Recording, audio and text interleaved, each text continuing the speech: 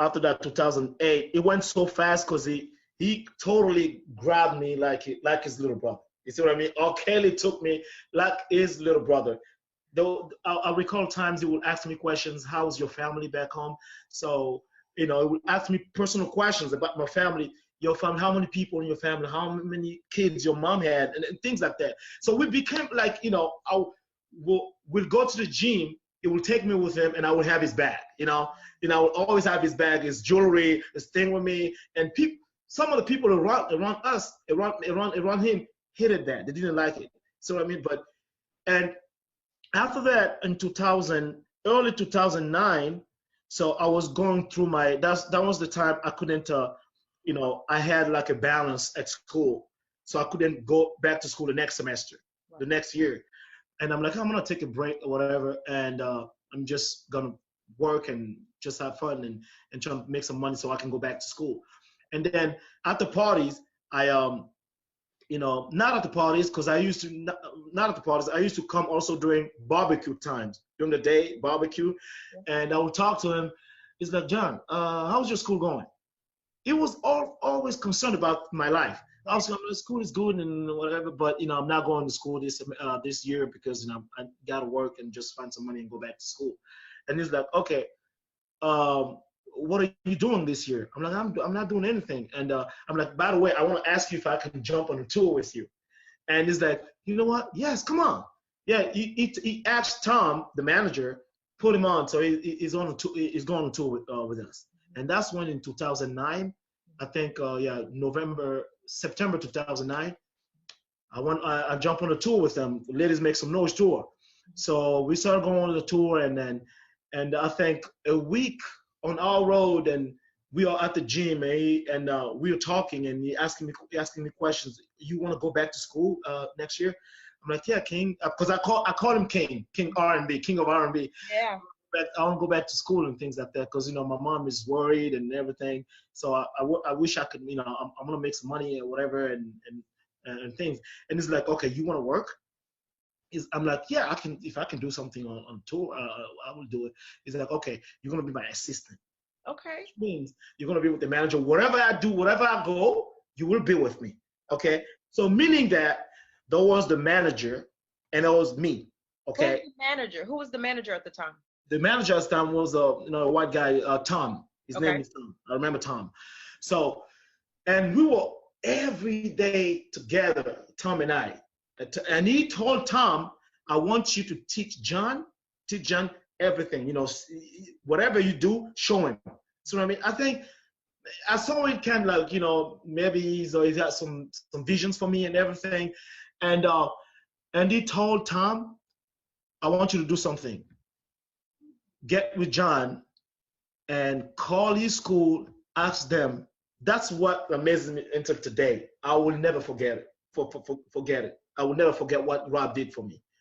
He told Tom, call his school, whatever balance he has, because he has to go back to school next year. Oh. Whatever balance he has over there, call his school, and I'm gonna pay for it. We pay for it. Aww. I swear, on the death of my parents, he paid off my school, the balance that I had. He paid off the balance that I had. That's how good it is. See what I mean? And for me to hear my family's calling me, whatever, what is this going through, or whatever. I'm like, no, he's gonna be okay. He's gonna be okay. And I went to him, and sometimes I go to like even a month ago, I went to Sam, and we were talking like, King, it's gonna be okay. I'm here. It's gonna be okay. It's gonna be okay. I'm always around trying to tell him it's gonna be okay. That's good. Yes, and yes, he paid, and I was like, oh my God, really, King? He's like, yes, no, that's not no deal, man. You gotta go back, do that shit, but make sure you finish that school. You see what I mean? And yes, and we went on tour, and yes, and Tom did the thing, paid off my balance that I owed in school, and a part of that, I'm always thinking about it.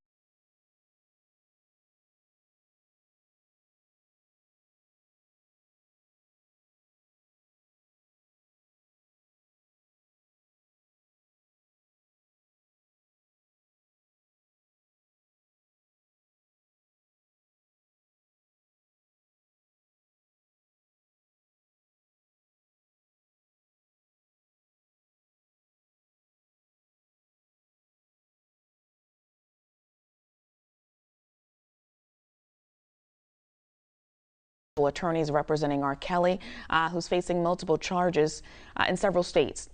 Attorney Leonard, thank you again. So let's jump right in. Mr. Kelly, as we all know him as is R. Kelly, he was in court in New York federal courtroom Thursday, and we understand you joined by phone from Chicago. Why do you think, or better yet, why was R. Kelly's bond denied? And did Judge Ann Donnelly give a reason? If so, what was it? Yeah, well, it was interesting. It was kind of a bond hearing that wasn't. It was sort of extraordinary from that standpoint.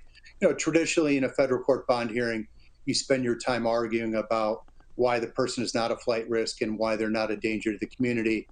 This took on a different tenor because the reasons cited by counsel for the bond were issues that the judge was concerned about and really wanted to address with the counsel who filed the motion to make sure that he was really sort of serious about what he was saying.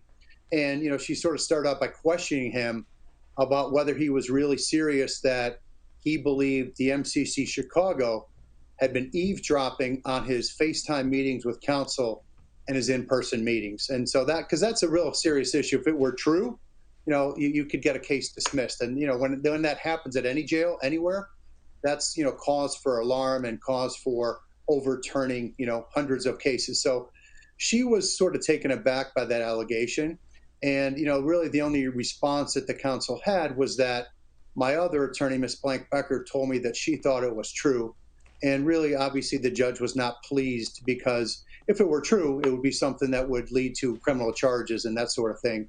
And then the other issue. Who would face criminal charges, Attorney Leonard, if it were true? Oh, yeah. Well, if a jail or prison was tape recording meetings between attorneys and defendants or FaceTime meetings, they would be clearly federally prosecuted for doing that. So it's an extraordinary thing that really almost never happens. And if you want to make an allegation like that, you better make sure that it's true. And that's kind of what the judge was pointing out to the attorney. Got it. Okay. We also know that the judge also kept that August 9th court date, which gives the new attorneys very little time, as we discussed yesterday. I think the word we were trying to pronounce was Herculean efforts to get up to speed. See, I came back strong today. I got it right. You did. You did. Were you practicing? We both practice, exactly. Yeah. So now they literally have to race to get up to speed, but they did push back opening statements. Does this help his new defense team prepare now? And will you be joining? We also know that you requested to be removed from the case, you and attorney Steve Greenberg. Well, we won't be joining, but keep in mind, up until a couple weeks ago, you keep characterizing them as a new defense team, but Mr. Farinella, Ms. Blank Becker, they've been involved for more than a year, maybe a year and a half. So they were participants in all the FaceTime calls 3 times a week with Mr. Kelly, and they had the opportunity, if they wanted to go meet with him in person in Chicago. So they're really not new to the case at all. They've been with the case, since really almost its inception. The only new person is the trial lawyer that the 2 remaining lawyers brought in a trial lawyer because, as we've talked about, they just don't have federal criminal trial experience at all. So they brought in Mr. Kanek to essentially try the case. So we won't be joining that team. And, I think next week when the judge finishes what we talked about a couple times, this Curcio hearing, then she will allow our motion to withdraw. But as we talked about previously, it's a procedural step. She can't let us out until she vets with Mr. Kelly in court to his face whatever conflicts might exist with Ms. Blank Becker, and also give his court-appointed counsel from New York the chance to meet with Mr. Kelly in person and explain those potential conflicts to him, which I understand that meeting is taking place today. Now, you mentioned if a jail, was recording. Let me start over. Mr. Kelly assumed, or he felt, that someone was listening to his conversations. Now with the judge saying that they can essentially meet every single day. Do you think that will happen? And does that still run the risk of him not feeling comfortable being open and honest, and better yet, transparent with his legal team while still meeting in jail? Well, just keep in mind, it wasn't Mr. Kelly that thought his meetings or calls were being recorded. I mean, I was on dozens of those calls, right? And I also met with him in person. I had no belief ever that they were being recorded. Okay, what happened was an investigator from suburban New York went to the jail He had never been to the MCC Chicago in his whole life. And that was in like May, right? And he saw there was like kind of a box on the wall in the attorney meeting room, which in days of yesteryear, they used that to have cameras so that, you know, people could appear in court by video. And they don't use that anymore. There's no cameras in those boxes, right? But the investigator, who was unfamiliar with the facility, assumed that, oh, wow, you know, maybe they have the capacity to tape us, which they don't, and they would never do, because it would be incredibly stupid. It would be the quickest means to get a case dismissed in federal court that you can possibly imagine, and all the guards at the jail would get federally prosecuted. So there's no concern that he was being taped in Chicago, and obviously all four of the attorneys were involved in all those FaceTime calls. There was no taping going on, and it wasn't really Mr. Kelly that brought the concern forward. It was that investigator who was just unfamiliar with the workings of Chicago MCC. Likewise, now Mr. Kelly is in the MCC in New York, in Brooklyn. There's no possibility that they're going to try to tape his meetings with the lawyers. That will never happen. And again, if it did, the attorneys would probably welcome it because they'd get the case dismissed immediately. So there's no concern there. And the good thing is Mr. Kanik, the new trial lawyer, will have the chance, if he wants, to meet with R. Kelly, you know, every day of the week, including Saturday or Sunday, 8 hours a day. But, you know, realistically, of course, he's not going to spend all his time doing that. When you're preparing for trial, you're going to be keenly focused on, you know, developing your cross-examinations and getting ready for trial in that respect. But it is good that the judge is entering an order requiring that facility in Brooklyn to give them essentially unfettered access to Mr. Kelly. But remember, the other two attorneys have had that kind of access for a year. But it's important for Mr. Kanik, who's really going to try the case, to have that access to get the relationship with Robert Kelly going, to understand Robert's insight into all these witnesses who are going to testify against him. So it's extremely important that Mr. Kanik have that time with R. Kelly, and it'll be quite useful. Attorney Leonard, yes or no? We know you're going to be removed from this case, but he has other cases as well. Will you be representing him in those cases? That's something we're still talking about. So we don't have a decision on that. We're taking that under advisement, and we're not worried about that right now. The biggest thing for Robert is this case in New York, which is a winnable case. It's based upon a strange legal theory that doesn't fit R. Kelly's band, which is called the RICO statute. So this should be the focus, this case, winning this case, and not worrying about anything else. Got it. Attorney Leonard, thank you for joining us on BNC. We appreciate you. I see what you're doing for Big Bro. Keep going, man. Free R. Kelly, too, man. Put that on my live. Free Kels, man. Free Big Bro. He'll be out of there soon. They ain't got nothing on him.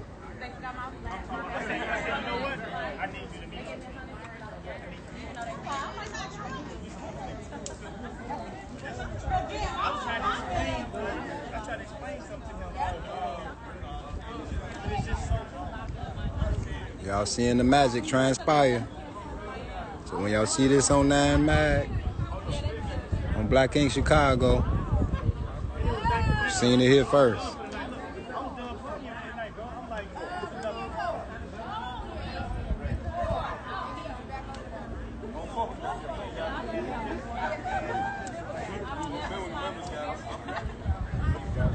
Oh yeah.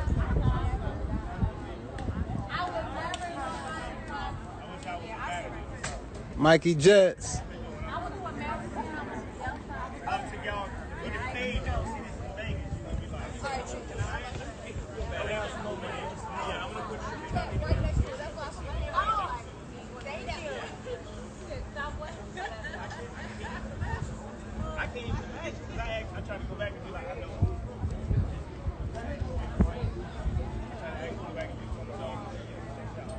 See cheeks.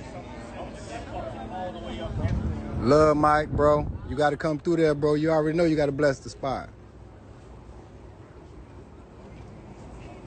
Appreciate you, family. Y'all want to see cheeks? Or y'all want to see camera rolling? Let me know what y'all want. Free Rob.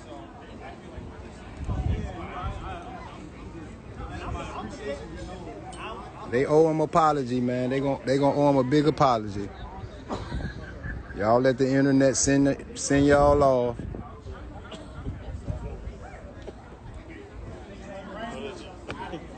Cheeks it is.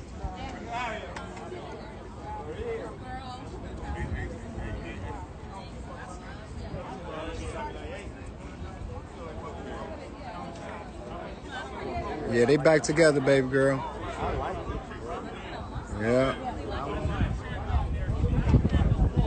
They back together.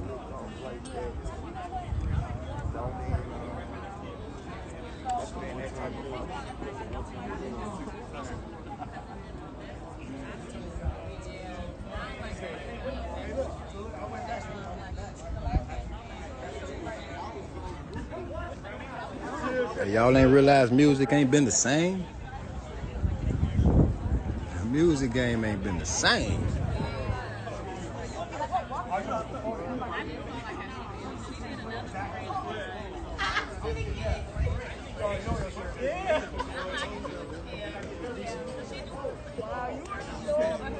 What's up, Alexis?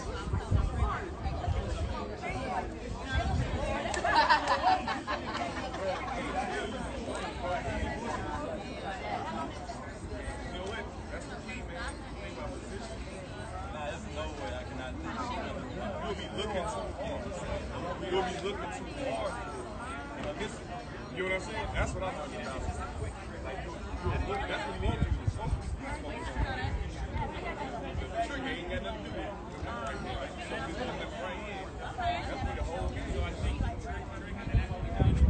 it. Kel's got so many records. He could have dropped an album every month since he been gone, and y'all ain't heard it. All he do is make music. Every single day he made a song. I seen him make a song probably every day for 10 years straight. So that's how many records he got.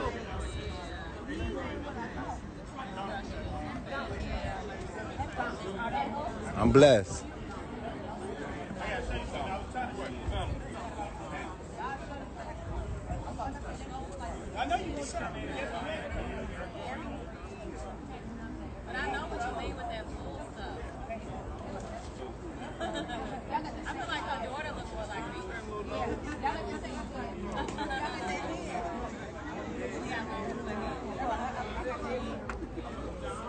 They trying to break him, but they don't realize that he ain't like other celebrities.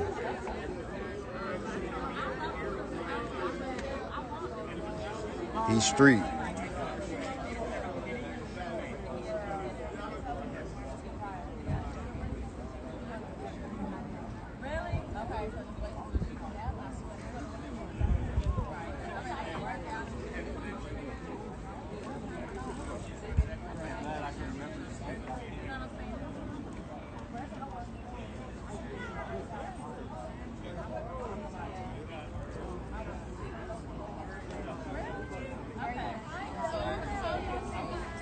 It's hard to break real, you know? It's hard to break real. They tried us all. They can't do it.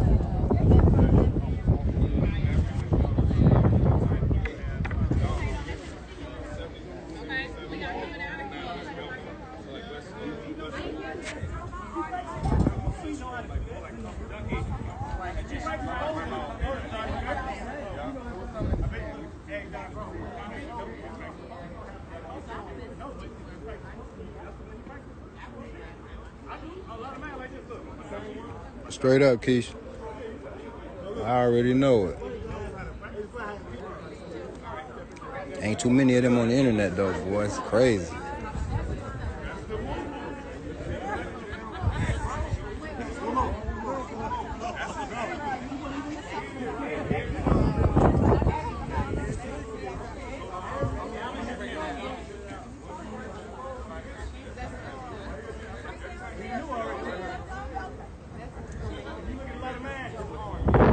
Jazzy Jazz, you said it.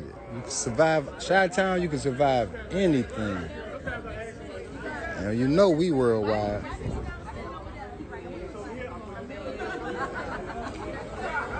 Anywhere I go, it's a breeze. I hear you, nephew. I'm gonna go live next when I'm at my spot, man. Y'all gotta see the inside of Gumbo Art if y'all didn't make the grand opening. It's super dope. I worked on it for 10 months now. It took me 10 months to get it to look like it looked. I didn't post or nothing. I just was on something, you know. Only like close family knew that what I was doing. I just wanted to just get my vision off the ground without trying to post it, and you know, we real, man. We don't post everything. We just do it.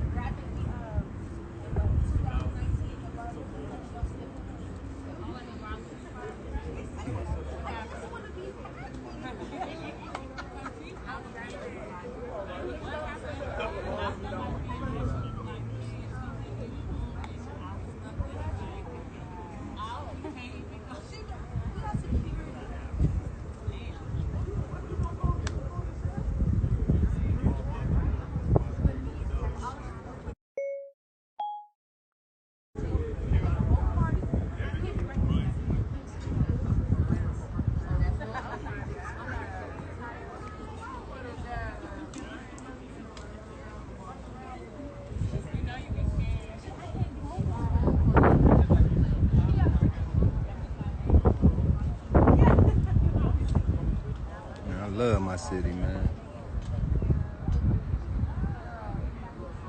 I've been all over. I got to get back to shop, man. Every time I'm going along. Ain't nothing like it.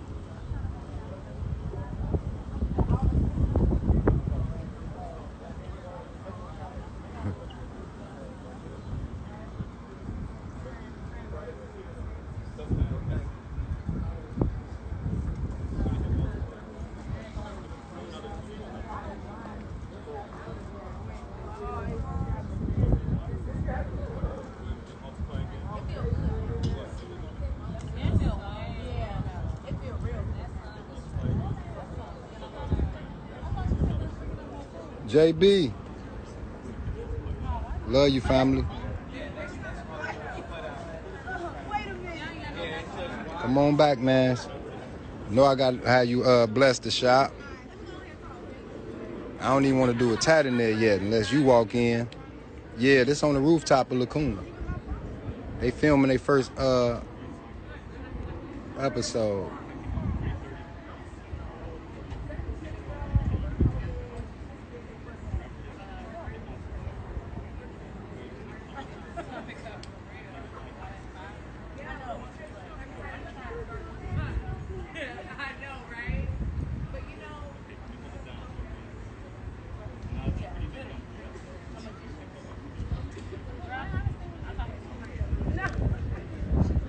My magician, George, you know.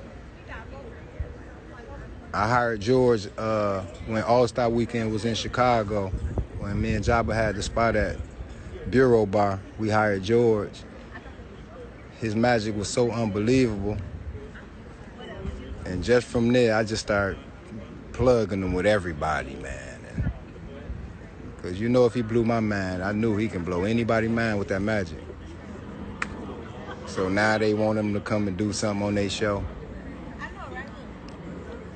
And it's total coincidence, though. Ryan came to my grand opening and they invited me out.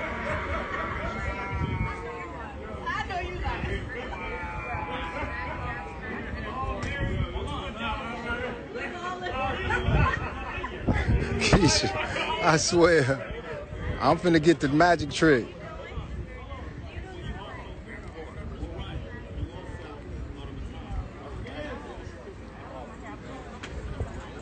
Well, JB, you know, being mentored by guys like yourself, you give me good direction, bro. I just know how to follow orders. Keep it humble, keep it real, and we can't lose. You already know I got mad love for you, bro. You know I was looking for you during the grand opening. I knew you was gone. I'm like, if JB ain't here, he out of town. Okay, my bro.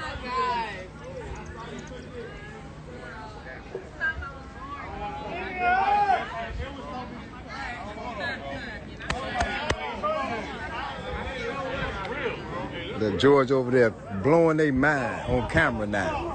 I knew it. It's all about him. We done.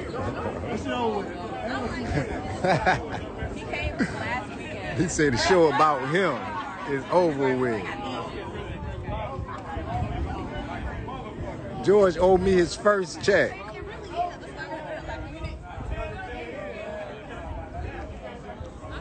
No, family, you was there in spirit, bro.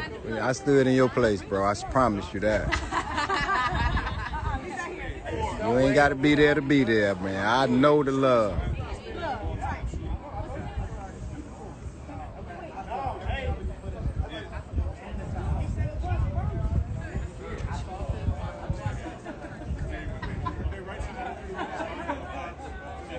Let me go and stand over here so y'all can see me on TV. Hold up.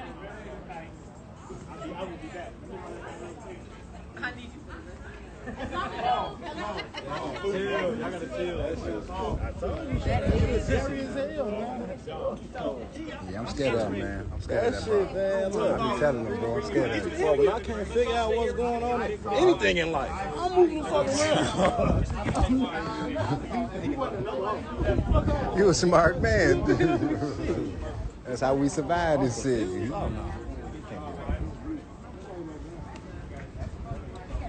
This motherfucker doing car tricks. I ain't never seen one like this.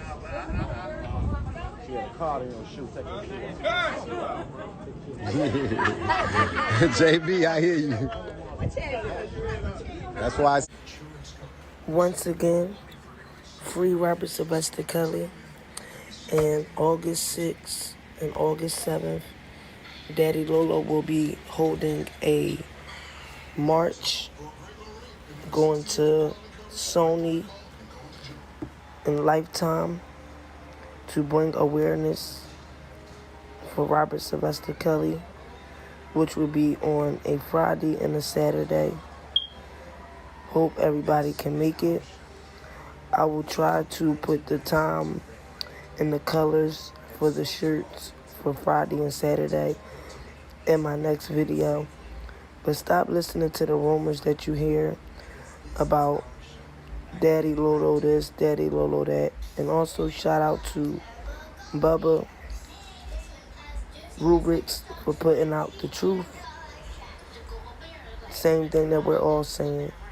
All this stuff about Robert Sylvester Kelly is negativity, and negativity sells, lies sell, false narratives sell. So when you keep hearing these things, try to avoid it, because they will do anything and say anything to try to tear Robert Sylvester Kelly's name down.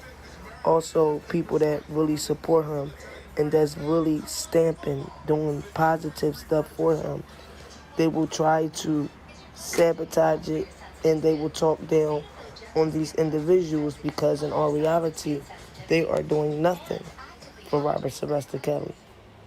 It's not about nobody bragging about what they do for Robert, but at the end of the day, you give credit where it's due, especially for people that has families, jobs, and things outside of this case, but willing to put time in and take time out of work, their families, their jobs, to do things for Robert Sylvester Kelly. So let's make that very clear. It's not a lot of people who can put their time aside and take off work, lose money. It's a lot of us that's not monetized, who's not making no money off this YouTube. Maybe they get a couple donations, but it's a lot of us that put more out than we receive. So again, stop listening to the narratives. Daddy Lolo is doing a very good thing. And of course, you got people that want to sabotage it because they don't want to see nothing good come for Robert Sylvester Kelly. This march from August 6th to August 7th is a very good thing for Robert. Period. Point blank. Anything that's bringing awareness and where people get to speak their truth about how they feel about Robert and to show their support, that is a plus. So anybody sabotaging it or talking down on it, now you think, are they really for Robert Sylvester Kelly? Because who would sabotage a march to bring awareness for Robert right before his trial?